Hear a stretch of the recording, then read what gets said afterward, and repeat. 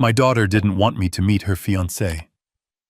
When I asked why, she said it would be better if I just didn't come to the wedding at all. So I followed her.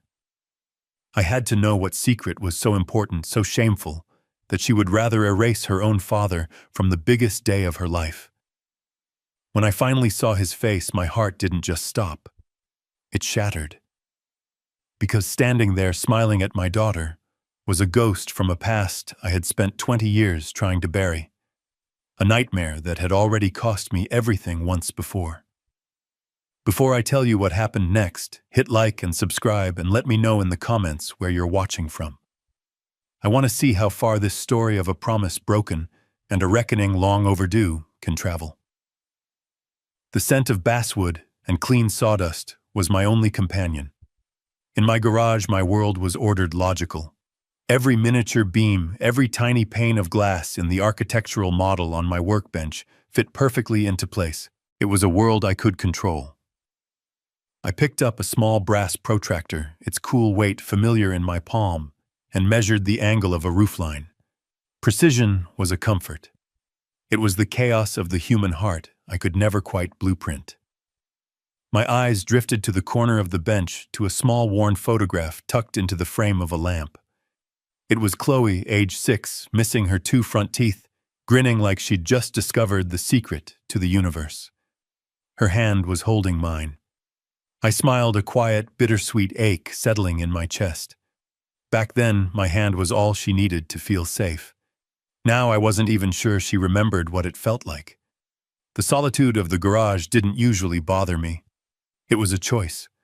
But lately the silence had started to feel less like peace and more like an absence, an empty space where a daughter's laughter used to be.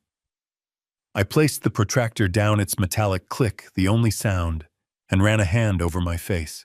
At 62, I knew life wasn't about building perfect structures. It was about weathering the storms that tried to knock them down.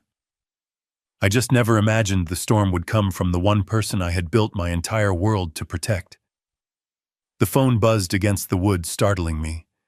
I wiped my hands on a rag and answered, seeing her name on the screen. "Chloe Bug," I said, the old nickname slipping out. "Hey, Dad." Her voice came through bright and a little too fast, like a song played at the wrong speed.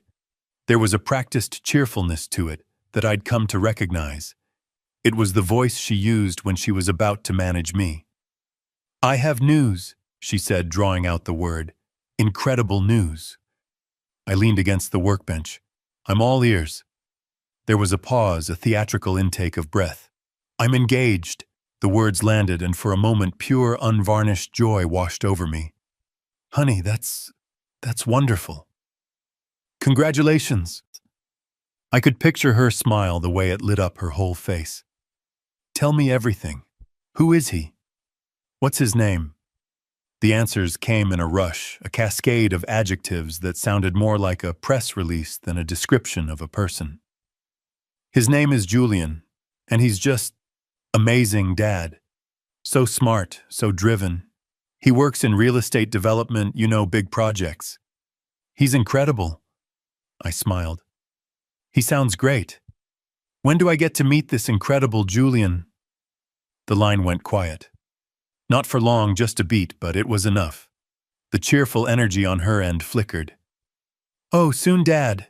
Definitely soon," she said, the speed returning to her voice. "It's just, things are a total whirlwind right now. You know how it is." I didn't. I didn't know how it was to be so swept up that you couldn't find 5 minutes for your father to meet the man you were going to marry. "Of course," I said, keeping my own voice even. "Just let me know when. We'll make it happen." The rest of the conversation was pleasant but hollow, filled with details about her marketing job and my consulting work. But when we hung up, the silence in the garage felt different. It was colder now, and it had a name, Julian.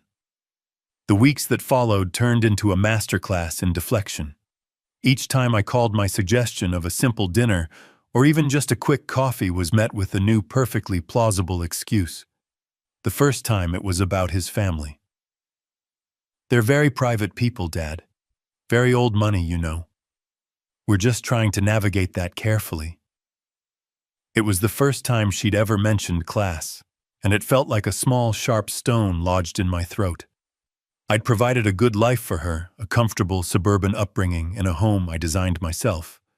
But it wasn't old money. The next week, Julian was international. He had to fly to Singapore to close a massive deal. It was all very last minute. He sounded important, a man of the world. A man far removed from a father who spent his days building models in a garage. The excuse that stung the most came a week later. Dad, honestly, we're just completely swamped with wedding planning. The venue, the caterers, it's a full-time job. There just isn't a spare moment. Her voice was laced with an impatient sigh, as if I were a chore on her to-do list she kept forgetting to check off. I felt the distance between us stretching, becoming a vast, unbridgeable canyon. She was building a new life, a grand structure of wealth and influence, and it was becoming painfully clear that there was no place in the design for her simple architect father. I wasn't angry. Anger is a hot, fast emotion. This was something different. It was a slow, creeping chill, a dawning realization that the foundation I thought we'd built together was cracking beneath my feet. I just kept telling myself it was the stress of the wedding. I just needed to be more patient. Patience finally ran out on a Tuesday afternoon. The sun was streaming into my workshop, illuminating the dust motes dancing in the air. I had been staring at the photo of 6-year-old Chloe for 10 minutes, remembering the weight of her small hand in mine. I picked up the phone, determined to cut through the excuses. When she answered, I didn't ask about her day. I didn't mention my work. I got straight to the point, my voice softer than I intended. "Chloe, honey," I began. "I don't need a fancy dinner. We can meet him for 10 minutes at a coffee shop. I need to meet the man who's going to be my son-in-law. It's important to me." There was a long, heavy silence on the other end of the line. When she finally spoke, the practiced cheerfulness was gone, replaced by a strained, brittle tone I'd never heard from her before. It was the sound of a cornered animal.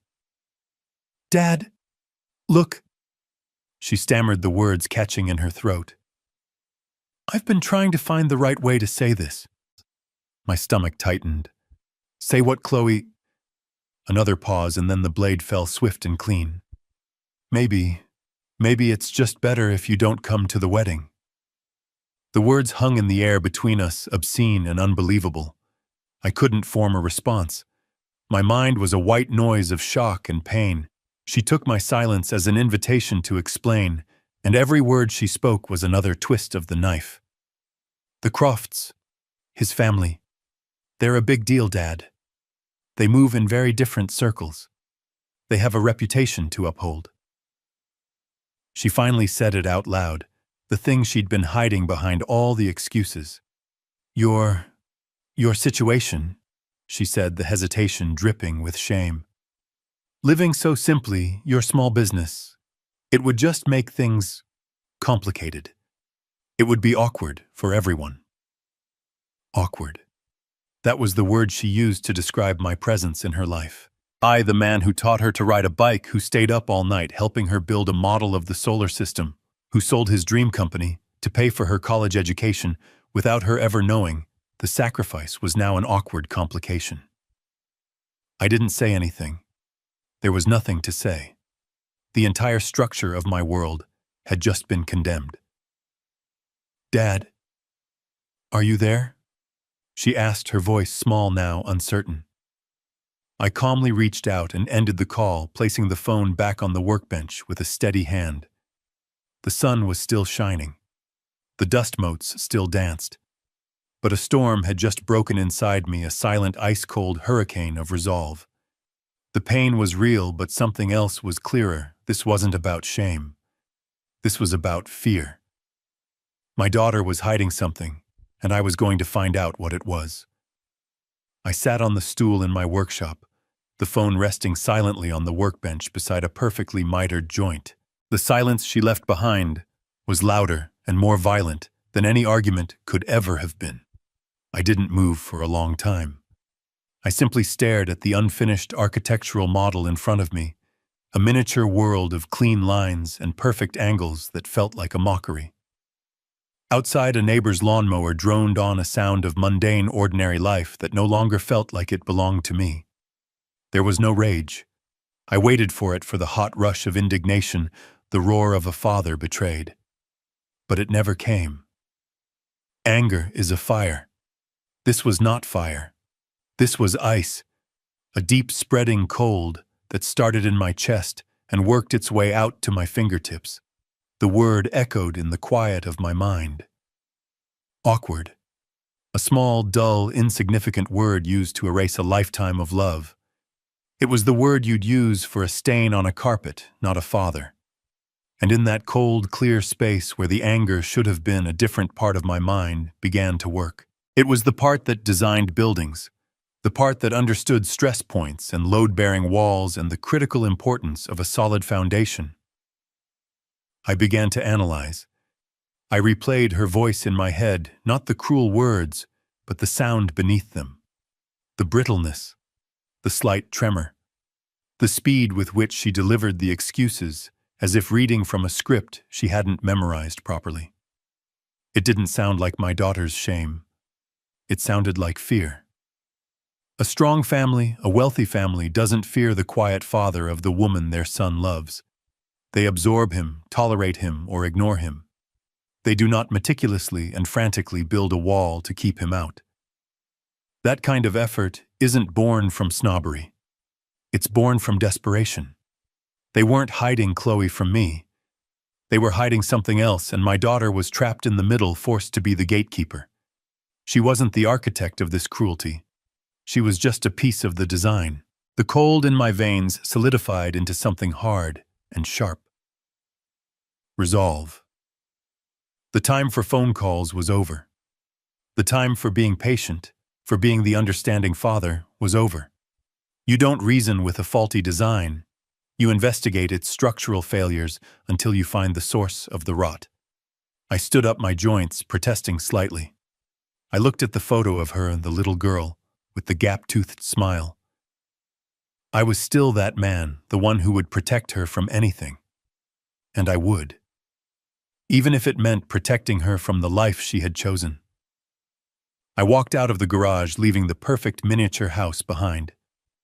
I had a real-world problem to solve. My daughter was a creature of habit. It was one of the few things about her that hadn't changed. Even as she was pushing me away, she would drop little breadcrumbs of her life into our strained conversations, details I would store away without even realizing it. Wednesdays are my big client lunch days, she had mentioned a month ago. Always downtown, always somewhere impressive.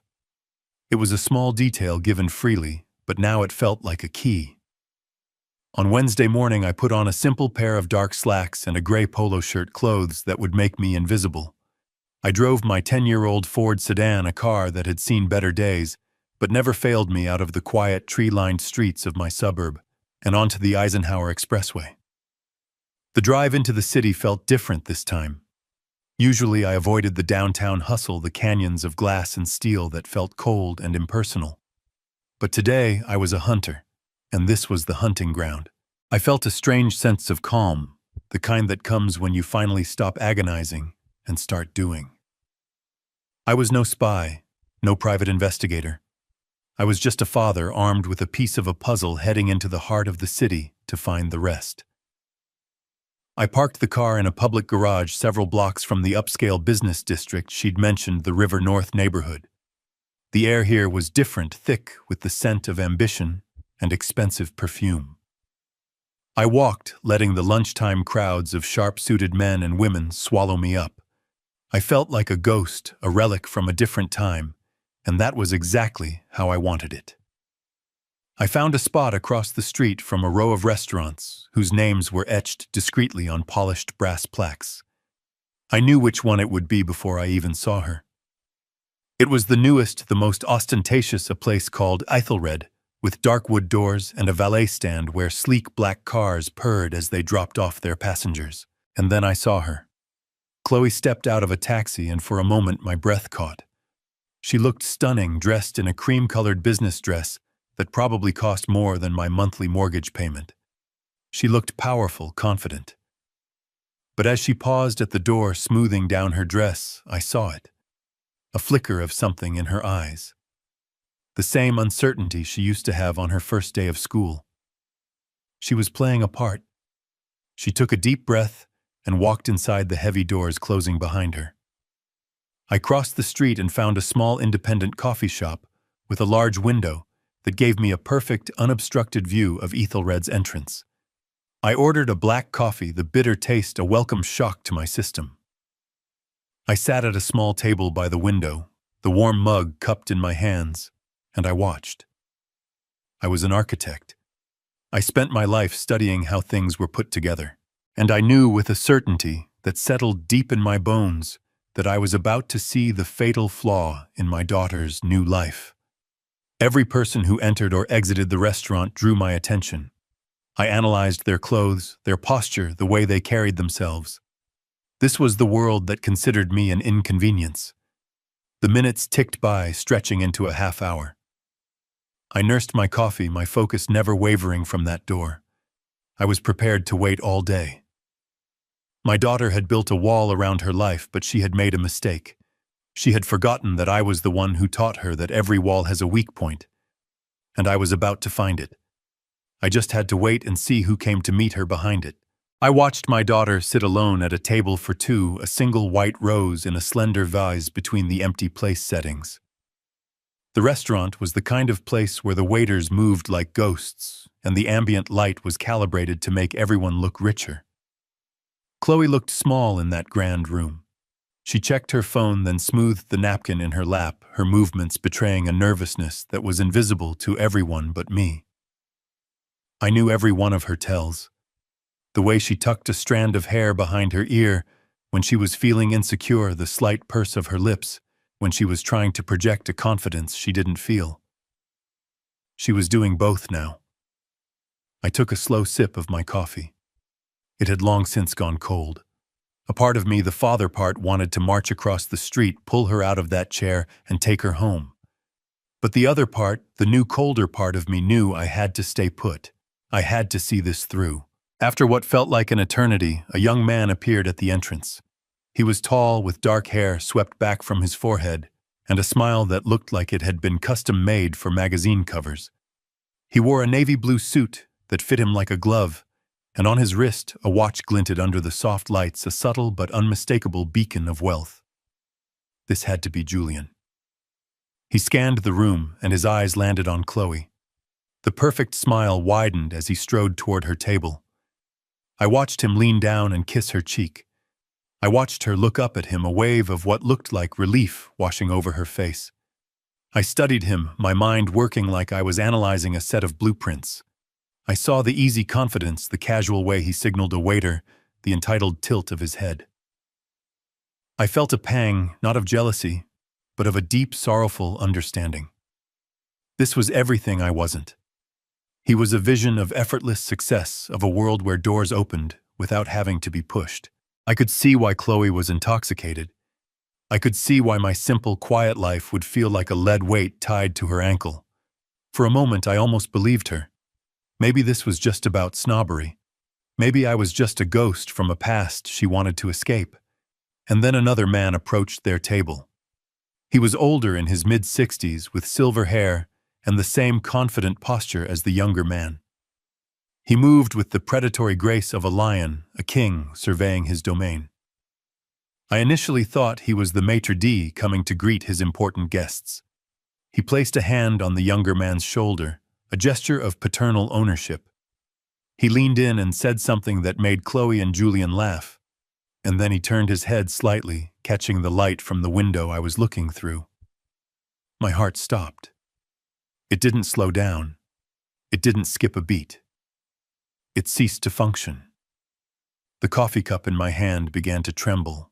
The sounds of the cafe around me, the clatter of dishes, the low hum of conversation, faded into a dull roar. There was only that face. A face I had seen every night in my nightmares for 10 years, and then carried like a scar in my memory for 10 more. The eyes, a pale, cold blue. The thin, cruel line of his mouth. The arrogant smirk that had been burned into my mind as he watched my company, my life's work, get torn apart by lawyers and auctioneers. Julian Croft. My breath left my body in a ragged gasp. Time collapsed. I was no longer in a coffee shop in 2025. I was in a sterile boardroom in 2005 watching him slide a fraudulent contract across the table. I was standing in the empty shell of my architectural firm, the eviction notice taped to the glass door. I was listening to my wife Eleanor cry herself to sleep for months on end. He had taken everything: my business, my reputation, my wife's spirit. He had buried me. My eyes snapped back into focus. I looked at the older man, Julian Croft Sr. I looked at the younger man, his son, Julian Croft Jr., and I looked at my daughter Chloe laughing at something this monster had said. The name. Julian. It wasn't a coincidence. It wasn't a random man my daughter had met and fallen in love with. This was targeted. They knew. They had to have known who she was when they met her. All of it, the secrecy, the frantic excuses, Chloe's shame, it all clicked into place with the horrifying finality of a coffin lid shutting. They weren't trying to avoid an awkward social situation. They were preventing a key witness from identifying the criminals. My daughter wasn't just marrying into the family of the man who destroyed my life. She was the final piece of his victory, a trophy, a way to mock me from across the decades. The wedding wasn't a celebration. It was an execution, a final public declaration of his power over me. He wasn't just taking my daughter. He was absorbing my legacy, my bloodline into his own, erasing me completely. The coldness I had felt before was gone, burned away by a sudden white-hot surge of pure, undiluted rage. This was not a wedding. This was war, and I had just identified the enemy. I walked away from the coffee shop in a daze. The bustling sounds of downtown Chicago, the car horns, the chatter of pedestrians were a distant, muffled roar, like listening to the world from underwater.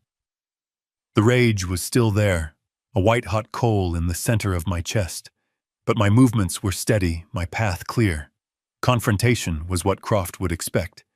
It was what the old Elias would have done. But the old Elias was buried under 20 years of quiet survival. The new Elias was an architect of plans, and I was going to build a fortress around my daughter and a cage for my enemy.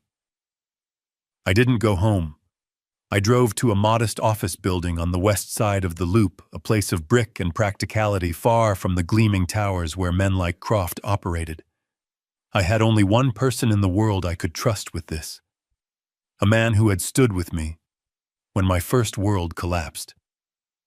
I found his name on the directory, David Rios Forensic Accounting. His office was on the third floor, a small cluttered space that smelled of old books and strong coffee. David looked up from a desk buried under stacks of files as I walked in.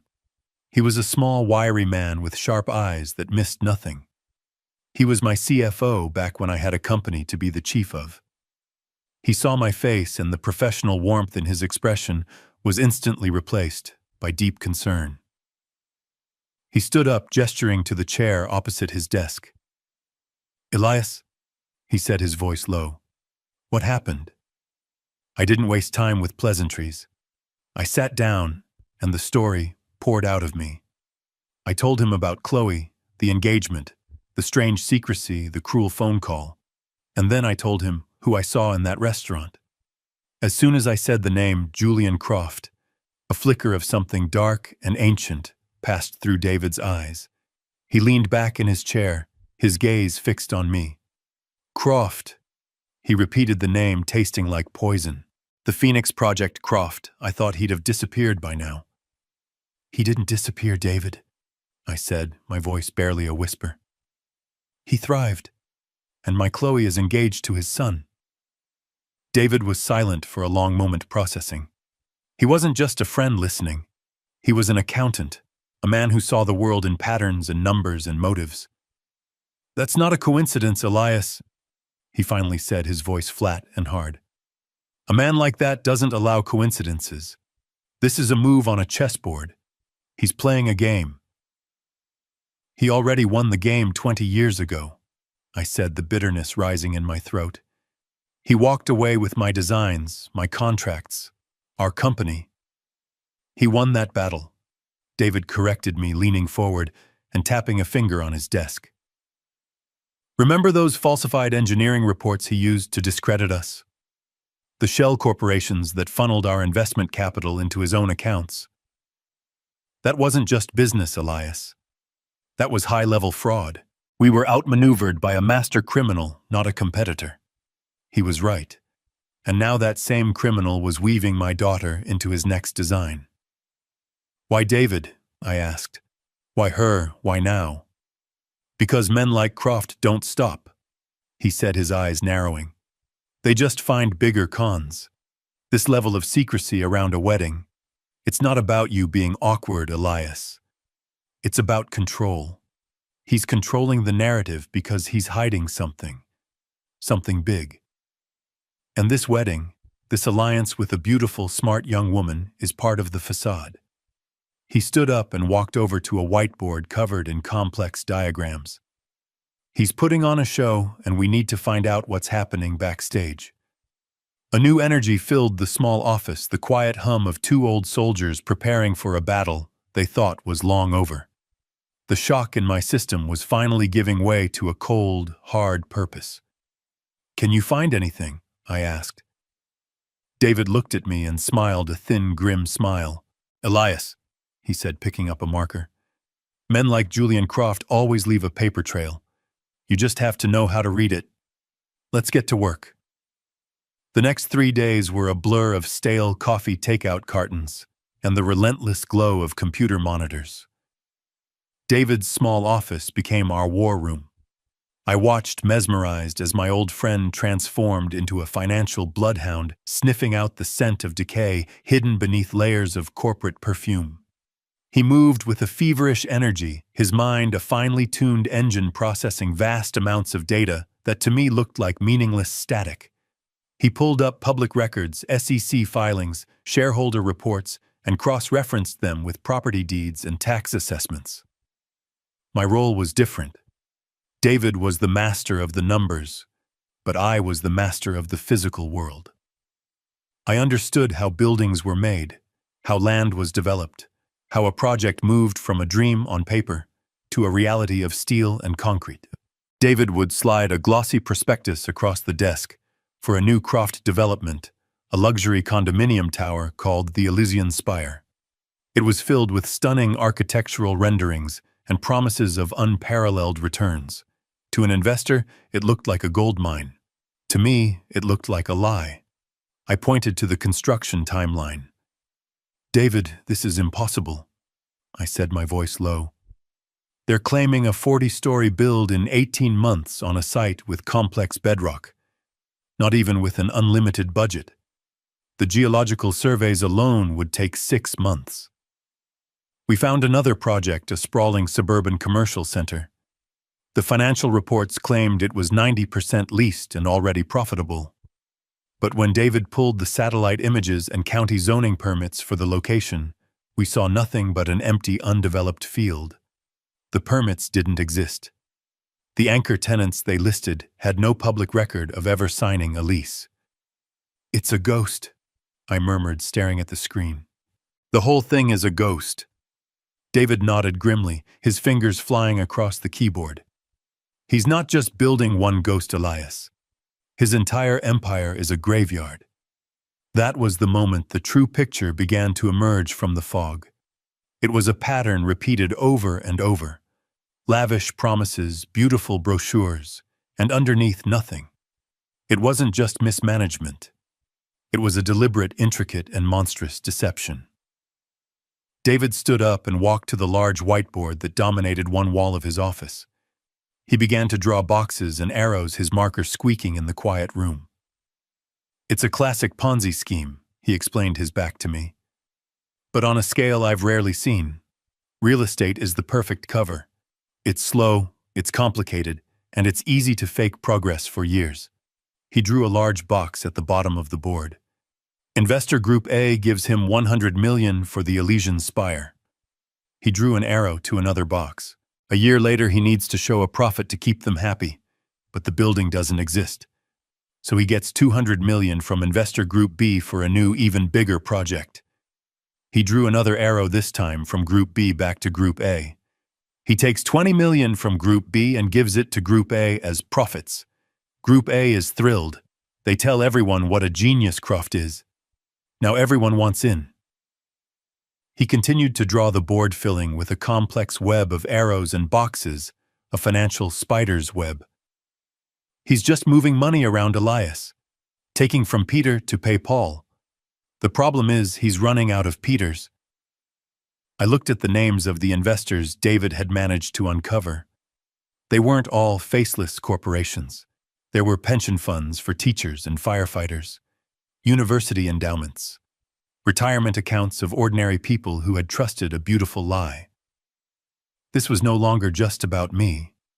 It was about all of them. The final piece of the puzzle clicked into place late on the third night. David had hacked into the internal accounting servers of one of Croft's many shell corporations. He went pale. "Look at this," he whispered, pointing to a spreadsheet showing cash flow. "He's hemorrhaging money. The outflow to old investors is now greater than the inflow from new ones. The pyramid is collapsing. He's insolvent. He might have 2, maybe 3 months before the whole thing implodes." I looked at the numbers, then back at David. "So he's desperate," I said. "Desperate," David confirmed, his eyes wide. "He needs one last massive injection of cash to keep the game going, to give him enough time to disappear." Suddenly, the wedding, the obscene opulence, the frantic secrecy, it all made perfect sense. It was the biggest piece of stagecraft in his entire production. It was a show designed to lure in the final biggest investors of all, to convince them that he was so stable, so successful, that he could afford to throw the party of the century. The wedding wasn't just a trophy. It was his escape hatch. And my daughter was the bait on the hook. The whiteboard in front of us was no longer just a diagram. It was a ticking time bomb. And the wedding was the detonator. The whiteboard was a constellation of fraud. A universe of lies held together by a single dark star, Julian Croft. We had the what and we had the how, but the why still bothered me, the timing of it all. I looked at David, who was staring at the board with a look of grim satisfaction, like a doctor who had finally diagnosed a terminal disease. "I don't understand, David," I said, my voice hoarse from exhaustion. "If he's on the verge of collapse, why this? Why the wedding of the century? It's like throwing gasoline on a fire. The expense, the attention. It's reckless." David turned away from the board and looked at me. "You're thinking like an architect, Elias. You think about building things that last. A con man thinks differently. He thinks about the exit. He doesn't see a fire. He sees a smokescreen." He picked up a red marker and circled a date on the corner of the board. The wedding date. "This wedding isn't a celebration," he said, his voice dropping low. "It's a stage. It is the single most important business transaction of his entire life." He explained that for a man like Croft, perception is everything. His reputation, his air of invincibility was his only real asset. As long as people believed he was successful, the money would keep flowing. The moment doubt crept in, the entire house of cards would fall. "He can't afford to look weak right now." David continued pacing in front of the board. "He can't scale back. He has to do the opposite. He has to put on the performance of his life. He needs to create an illusion of such overwhelming, obscene wealth and stability that no one would dare to question him." The pieces started to click into place in my mind, forming a picture of breathtaking evil. "The guests," I said, my blood running cold. "The guest list isn't just friends and family." "Exactly," David said, grabbing a folder from his desk and opening it. He had somehow managed to get a partial list of the invited guests. "This isn't a wedding party, Elias. This is a hunting party." He's not throwing a party for his son. He's throwing it for them. He started reading names, each one a titan of the investment world. Marcus Harrison, the hedge fund billionaire. Representatives from the Blackstone Group. The lead partners from the Carlyle Fund. These aren't people you invite to watch your son cut a cake, Elias. These are the final marks, the big sharks. He's gathering them all in one room to sell them his final greatest lie. The wedding was the ultimate closing room. In the midst of all that joy and champagne and music, with everyone celebrating the union of two powerful families, Croft would be walking the floor, securing his final round of funding. A last massive injection of cash. Hundreds of millions of dollars. Enough to let him quietly transfer everything to an offshore account and disappear, leaving a crater in the financial world and hundreds of ruined investors behind. He wasn't trying to save his company.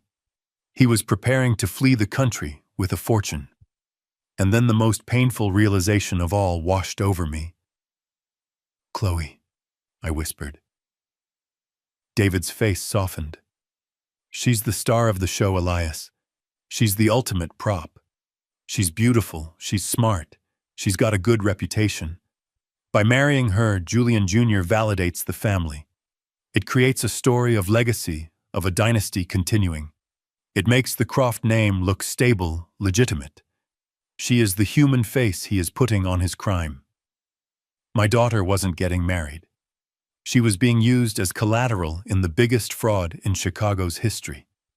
Her love, her trust, her future. It was all just another fake asset on Julian Croft's balance sheet. The rage I felt before was nothing compared to the cold, lethal certainty that now filled me. This was no longer about my stolen past. It was about my daughter's stolen future. We weren't just trying to expose a criminal anymore. We were staging a rescue mission, and the wedding was our only chance. The air in David's office was thick with the gravity of what we had uncovered. My first instinct, the instinct of any law-abiding citizen, was to pick up the phone. "We have to go to the FBI, David," I said, my voice tight. "The SEC. We have enough evidence here to put him away for the rest of his life." David, however, didn't move. He stood looking at the whiteboard, at the sprawling map of Croft's crimes. He shook his head slowly. "And what do you think happens then, Elias?" he asked, his tone devoid of hope. "We walk into a federal building. We get passed off to a junior agent who takes our statement. Maybe in a week a senior agent looks at it. They start the process of getting subpoenas. An investigation of this complexity. It takes months, Elias. Sometimes years." He turned to face me, his eyes tired but sharp. "The wedding is in 5 days. By the time the government even begins to understand what we've just uncovered, Julian Croft will be on a private jet to some country that doesn't know what the word extradition means. He'll be sipping a cocktail on a beach, and our evidence will be worthless." He was right. We were moving in slow motion, and Croft was moving at the speed of light. "And that's the best-case scenario," David added. "Worst case, a man with Croft's resources has eyes and ears everywhere. The moment a federal file is opened with his name on it, an alarm bell will go off in his world. He'll wipe the servers, shred the documents, and be gone by morning. We have one shot at this, Elias. We can't afford to miss." A cold, hard reality settled over me. The system we were taught to trust was too slow, too cumbersome to catch a predator like Croft. We were on our own. "So what do we do?" I asked. "We can't just let it happen." "We don't have to," David said, a new intensity in his voice. "We're not trying to bring down an empire in a courtroom. We're trying to stop one final transaction in a ballroom. We have to fight him on his own territory. At the wedding." The thought made me recoil. "David, my daughter is the bride. I can't turn her wedding day into a circus." "It's already a circus, Elias," he shot back, his voice firm but not unkind. "It's the most dishonest show in town. We're not there to disrupt the ceremony. We're there to disrupt the deal. We can't stop him, but his investors can." That's when the plan began to form, not as a frontal assault, but as a surgical strike. Our weapon would not be a public accusation, which Croft could easily dismiss as the ramblings of a bitter old rival.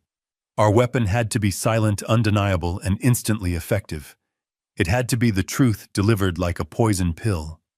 We would create a dossier, a perfectly organized, easily digestible summary of our findings. It wouldn't be a confusing pile of documents. It would be a story, a narrative of the fraud so clear and compelling that anyone could understand it in 5 minutes. My architect's mind took over. This was a design problem. We needed to build a case that was as elegant as it was damning. We spent the next 48 hours in a creative frenzy. David printed the key financial documents, the smoking gun bank transfers between shell corporations. I took those documents and laid them out, creating visual flowcharts that showed exactly how the money moved, a river of deceit flowing from new investors to old ones. We included satellite images of the empty fields where billion-dollar resorts were supposed to stand, placing them right next to the fraudulent progress reports Croft had sent to his victims. I annotated copies of the fake contracts, highlighting the impossible clauses, and forged signatures, adding notes in a clear, concise hand. We made the complex simple. We made the hidden visible. The dossier was more than just evidence. It was a weaponized narrative. As we assembled the final pages, a name for our desperate last-ditch effort came to me. Project Phoenix, I said out loud. David looked up from the printer. Phoenix. He burned my world down to ashes 20 years ago, I said, feeling a surge of strength I hadn't felt in decades. It's time something rose from them. We printed 3 copies, binding them in simple, elegant black folders that looked like any other investment portfolio.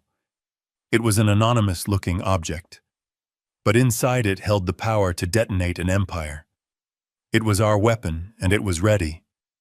Now all I had to do was figure out how to get it into the right hands in the middle of a fortress during the biggest party of the year. Having the weapon was one thing. Getting it past the castle walls was another. David and I sat in his office, the 3 black folders of Project Phoenix lying on the desk between us like sleeping bombs. The wedding was in 2 days at the Grand Ballroom of the Peninsula Hotel, one of the most exclusive and secure venues in Chicago. I was not on the guest list. We can't just mail it to them, David said, stating the obvious. Croft's people will screen everything, and we can't risk an email. It has to be a physical handoff. We need to place it directly into the hands of the right person. And who is the right person? I asked. David slid the guest list across the desk and tapped one name heavily underlined. Marcus Harrison. Him, David said with finality. Harrison is the alpha predator in that tank of sharks. He's 75 years old, a legend in the investment world. He's notoriously cautious. He survived the dot-com bust, the 2008 crash, everything. He doesn't make a move without triple-checking the foundation. He explained that Harrison was Croft's primary target. His investment would be the seal of approval that would bring all the other more hesitant investors on board. If Harrison committed, Croft would walk away with nearly $500 million. Harrison is our target for 2 reasons, David continued. First, if he pulls out, the whole deal dies on the spot. He's the keystone. Second, because he's so careful, he's the only one who won't dismiss a warning out of hand. If we can get this folder in front of him, he will read it. His paranoia is his greatest strength, and right now it's our only hope. The problem remained. Marcus Harrison would be surrounded by security seated at Croft's own table. Getting to him would be like trying to have a quiet word with the president. Sneaking in was out of the question. I would be spotted and thrown out in minutes, and the whole plan would be exposed. I stared at the folder, my mind racing through blueprints and logistics, searching for a hidden entrance, a forgotten service corridor. And then it hit me. The best way to become invisible is to put on a uniform. You don't sneak past the guards. You walk past them carrying a tray. The service staff. They are the ghosts in the machine, present in every room but truly seen by no one. I'm going in as one of the staff, I said. David looked at me, his eyebrows raised. Elias, they don't just hire people off the street for these events. The staff are vetted. I know. I said, a plan rapidly forming in my mind, built from the rubble of my old life. I know the man who owns the catering company, or at least I used to. 20 years ago, when my firm was at its peak, I had managed the construction of a downtown skyscraper. For the grand opening gala, we had hired the best catering company in the city, Prestige Events. I remembered the owner, a young ambitious man named Gary, who was obsessed with logistics and timing. I had spent hours with him coordinating the event.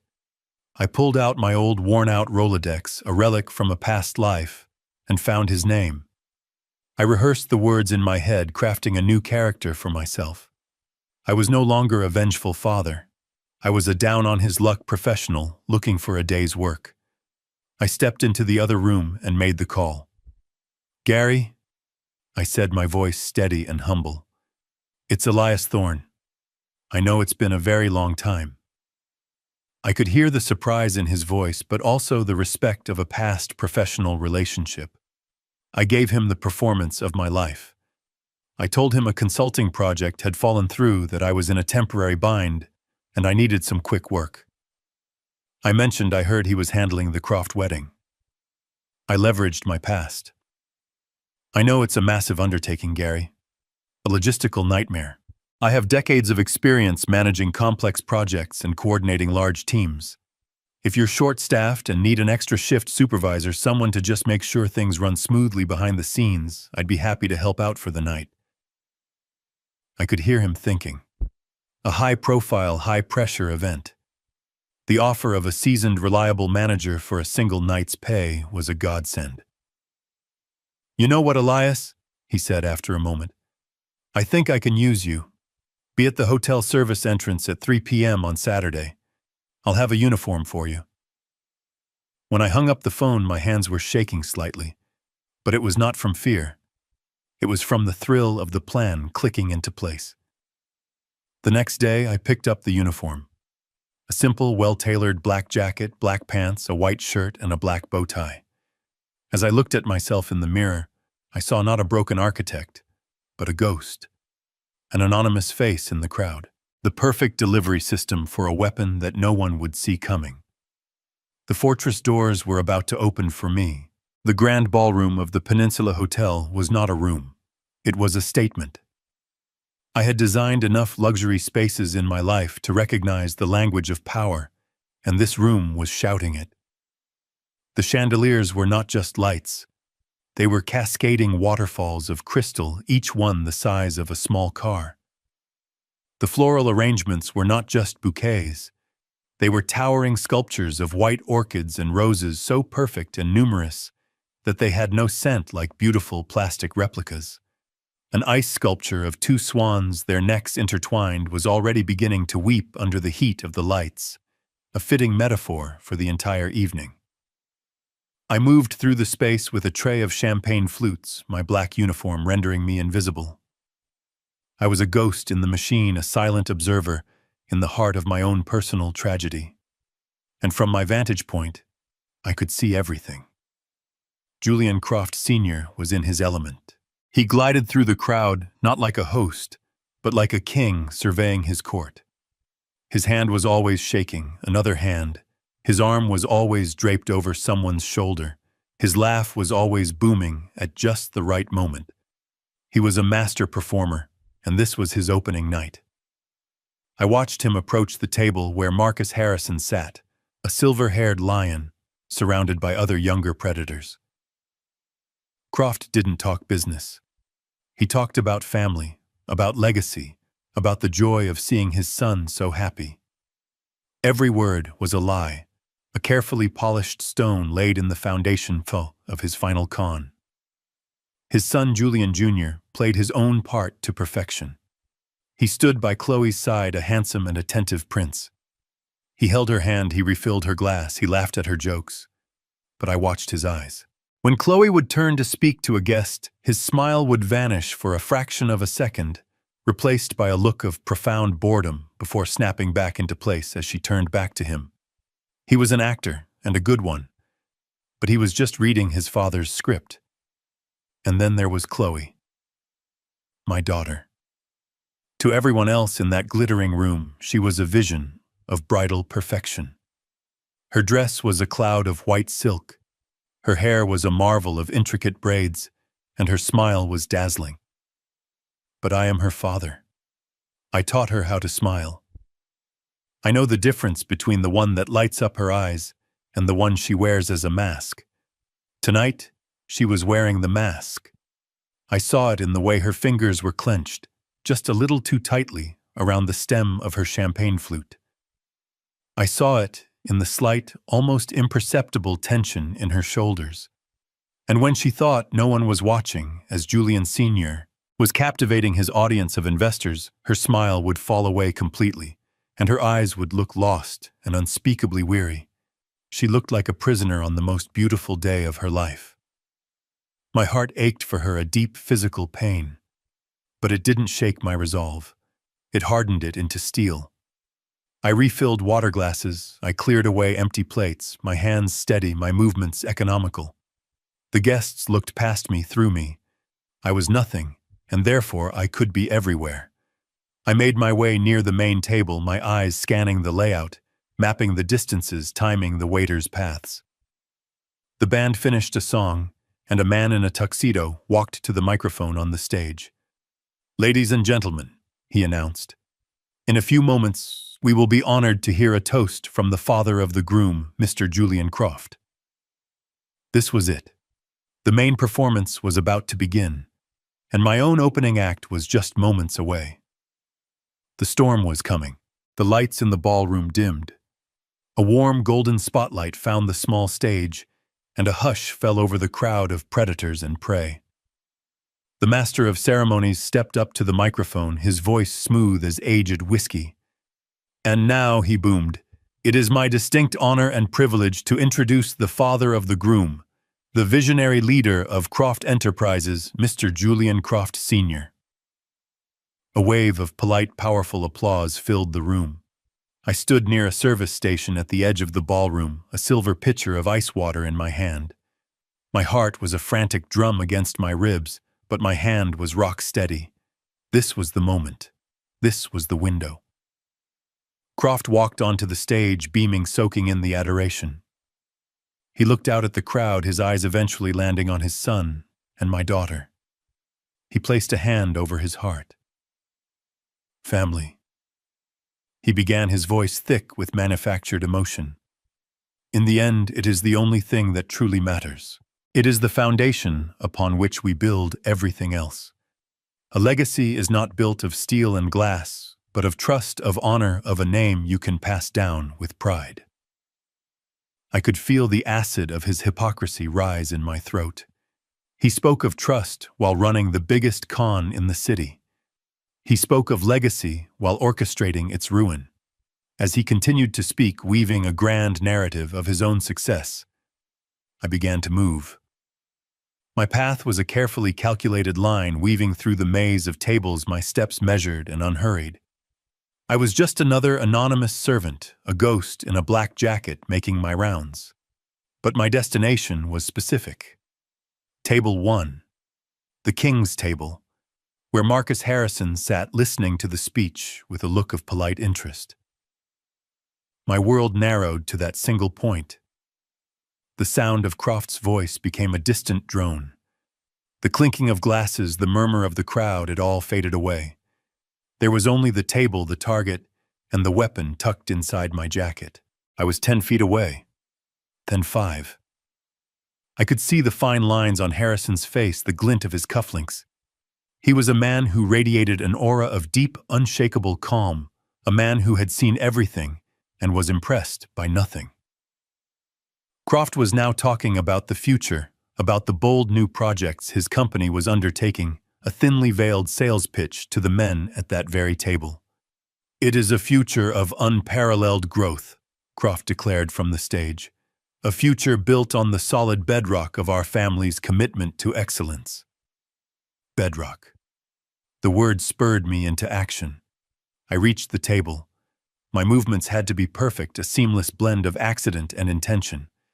I leaned forward to refill a water glass near Harrison's elbow. As I poured, my hand gave a slight, believable tremor. A cascade of ice water splashed across the pristine white tablecloth, soaking a small area perilously close to Harrison's Armani suit. Gasps came from the table.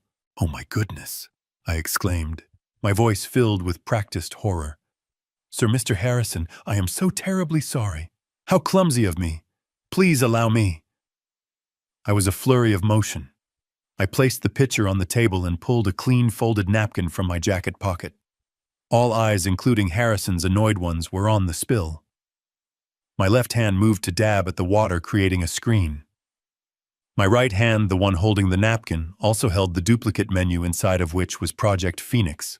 In one fluid, practiced motion that I had rehearsed in my mind 1,000 times, and my right hand swept over Harrison's original menu, picking it up, while simultaneously setting down the identical weaponized replacement. It took less than a second. My apology continued a stream of deferential words. But as I leaned in, I lifted my head slightly, and my eyes met his. For one single heart-stopping moment, the mask of the bumbling waiter fell away. My eyes held his, and I tried to pour every ounce of my conviction, my urgency, my 20 years of pain, and my 4 days of intense discovery into that one look. I gave him a nod, a motion so small it was almost imperceptible. It wasn't an apology. It was a command. "Look inside." A flicker of confusion, then sharp intelligence crossed his features. He knew. A man like that doesn't get to where he is without recognizing when something is happening beneath the surface. He knew this was no accident.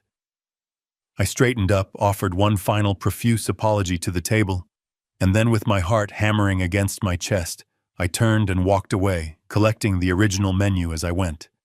I disappeared back into the shadows and the rhythm of the service staff, my job done. The bomb had been planted. I could still hear Croft on the stage, his voice reaching its crescendo. "To the future," he toasted. But I knew, as I watched Marcus Harrison's hand tentatively reach for the menu I had just placed before him, that the future he was talking about was already dead. I faded back into the choreographed chaos of the service staff, my heart a wild bird in my chest. I took an empty tray and began circling the room, a slow, deliberate orbit that kept table 1 in my line of sight. From the stage, Croft was finishing his speech to a new round of applause. He raised his glass, the very picture of a proud father and a triumphant businessman. He had no idea that the ground beneath his feet was already beginning to crumble. I saw Marcus Harrison look down at his place setting. He picked up the menu, a slight frown on his face. He probably thought I had forgotten to take the old one. He opened it. I was too far away to see the words on the page, but I didn't need to. I had designed every page myself. I watched his face. The sequence of emotions that played out across his features was the most satisfying architectural achievement of my life. First there was confusion. His brow furrowed. He glanced around the table, then back down. He turned the first page. The confusion sharpened into focused intrigue. He leaned closer, his posture shifting from relaxed to rigid. The ambient noise of the party seemed to fade from his awareness. He was no longer a guest at a wedding. He was a predator who had just caught a dangerous scent. He turned another page. That's when the shock hit. It wasn't a loud theatrical gasp. It was a sudden stillness, a freezing of his features. The color drained from his face. He put a hand to his mouth, his eyes locked on the documents in front of him. He flipped through the rest of the pages quickly now, not reading every word, but absorbing the damning evidence, the flowcharts, the satellite photos, the impossible numbers. Then the shock receded, and something far more terrifying took its place. A cold, absolute fury. His jaw tightened and his eyes became glacial. He slowly and deliberately closed the folder. He didn't cause a scene. He didn't stand up and yell. A man like Marcus Harrison never lost his composure. He simply slid the folder an inch to his right, catching the eye of the investor sitting next to him. Then he quietly pushed his chair back, stood up, and pulled out his phone. He gave a polite nod to the others at the table and walked calmly, but with immense purpose, toward the ballroom exit. He wasn't leaving. He was going to make a phone call that would move mountains of money and armies of lawyers. The man next to him, intrigued by Harrison's reaction, hesitated for a moment before picking up the folder. The whole silent drama repeated itself. Confusion, shock, and then a grim, tight-lipped anger. He immediately pulled out his own phone. He didn't get up. He just started typing a furious, urgent message. A silent digital wave of panic began to ripple outwards from that table. A quiet word was whispered to another guest. A phone was discreetly passed under the table. The most powerful people in the room were suddenly no longer interested in the champagne or the music. They were absorbed in a silent, frantic exchange of information. The dominoes were falling one by one in perfect, lethal silence, all while Julian Croft stood on stage smiling and accepting congratulations, completely oblivious to the fact that his empire had just evaporated right in front of his eyes. The music did not fade out. It shattered. One moment the ballroom was filled with the smooth sounds of a jazz trio. The next there was a deafening, absolute silence. Every head in the room turned toward the entrance. 4 men stood there. They were not dressed as guests. They wore dark, simple suits and moved with an unnerving, coordinated calm. They were the kind of men who are used to entering rooms where they are not invited. They ignored the stunned faces of the guests and walked directly toward the stage, their path unwavering. They moved past my daughter, who stood frozen like a statue in her white dress, and approached Croft Sr. and Jr. There was no shouting, no struggle. One of the men simply spoke a few quiet words. I saw the color drain from Croft's face, his self-satisfied smirk melting into a mask of pure disbelief. The show was over. The entire glittering, fraudulent world he had built collapsed in on itself in that one silent moment. I watched my daughter Chloe, her eyes wide with a horror that was just beginning to dawn. She looked at the men, then at Julian, then at her father-in-law, her fairy tale crumbling into a nightmare before her eyes. I stepped out from the shadows of the service station. I shrugged off the black server's jacket and let it fall to the floor. I was no longer an invisible man. I walked directly to her, my path as straight and certain as the agent's had been. I didn't say a word. I simply reached her, took off my own suit coat, and draped it over her trembling shoulders. She looked at me, her eyes filled with a million unspoken questions. I met her gaze, and I hoped she saw only the love of a father. "Let's go home," I said softly. Back at my small house in the quiet of the kitchen, I handed her a warm mug of tea. The silence between us was no longer a canyon of distance and deceit. It was the quiet space where healing could finally begin. Justice hadn't been a loud explosion. It had been a perfectly executed plan. And this quiet moment was the only victory that ever mattered.